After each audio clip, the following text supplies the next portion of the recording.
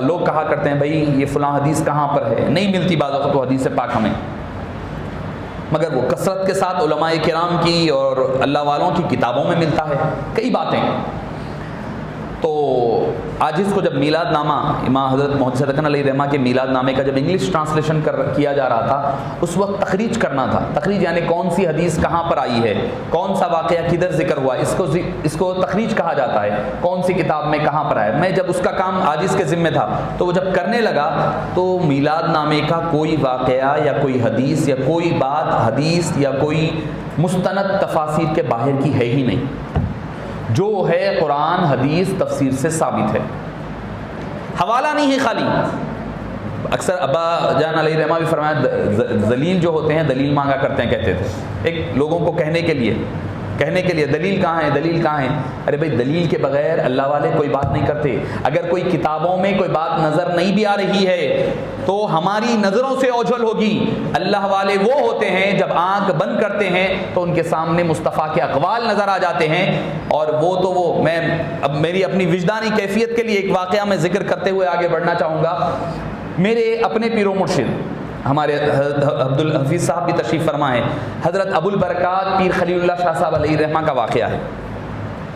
پیر خلیل اللہ شاہ صاحب علیہ رحمہ چونکہ عاجز جب چھوٹا تھا، تقریباً میں سمجھتا ہوں کہ 7 سال یا 8 سال کی عمر تھی، حضرت پیر خلیل اللہ شاہ صاحب علیہ رحمہ کے پاس لے جایا گیا تو آپ نے فرمایا اتنے چھوٹے بچے کو کیسے بیعت کروں میں؟ جب حفظ شروع ہونا چاہتا تھا تو بولے کیسے بیعت کروں، اتنا چھوٹا بچہ ہے؟ بولے نہیں حضرت آپ فرما دیجیے۔ تو حضرت بیعت اسی وقت شامل بیعت کیے، داخل بیعت کیے، اور مجھے اچھا یاد ہے وہ عثمانیہ بسکٹ ہوتے تھے، مغل بیکری بہت مشہور تھی، اس سے عثمانیہ بسکٹ وہ 2-3 قسم کے کوئی چیزیں لے کر گئے تھے۔ تو حضرت کے پاس لے کر گئے، چونکہ حضرت مٹھائی نہیں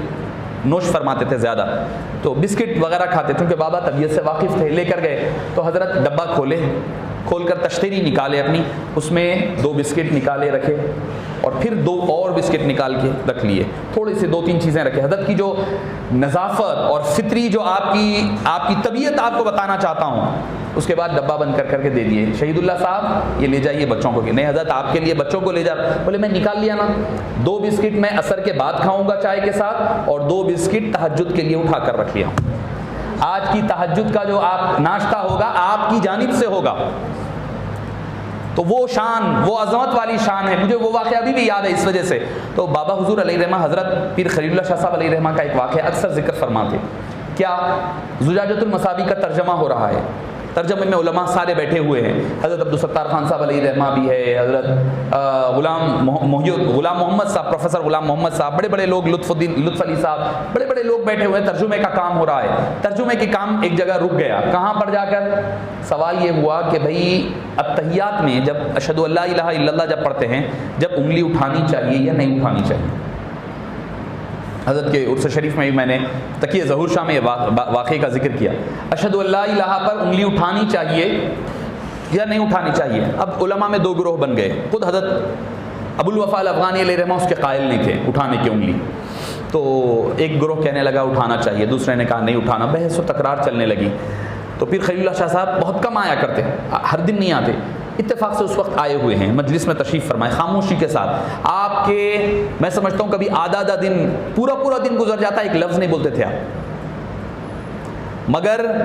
اگر کوئی کچھ کہہ بھی رہا ہے، خالی اگر وہ نظر اٹھا کر کے دیکھ لے تو آدمی کے اوسان خطا ہو جاتے تھے۔ وہ شان اللہ تعالیٰ نے آپ کو عطا فرمائی تھی۔ مگر معزز سامعین کرام، بابا حضور نے فرمایا کہ بابا خود بھی موجود تھے اس مجلس میں، آپ نے بیٹھے بیٹھے، ابھی بحث و تکرار چل رہی ہے، آپ نے قبلے کے کونے کی جانب مدینہ منورہ کی طرف رخ کیا، اور رخ کر کے پلٹا کر کے کہے، ایک ہی جملہ فرمایا، کیا کہ حبیب پاک فرماتے ہیں کہ انگلی اٹھا لینی چاہیے۔ ساری تحقیقیں اپنی طرف ساروں نے اپنے اپنے قلم رکھ دیے اور لکھ دیا کہ انگلی اٹھانا افضل ہے، بہتر ہے، بس ختم، معاملہ ختم ہو گیا۔ یعنی اللہ والے وہ ہوتے ہیں جب کوئی حدیث آتی ہے تو حدیث کی سند دیکھ کر نہیں بتاتے کہ یہ حدیث ہے، بلکہ مصطفیٰ سے راست تو سنتے ہیں، سن کر بتاتے ہیں کہ یہ حدیث صحیح ہے۔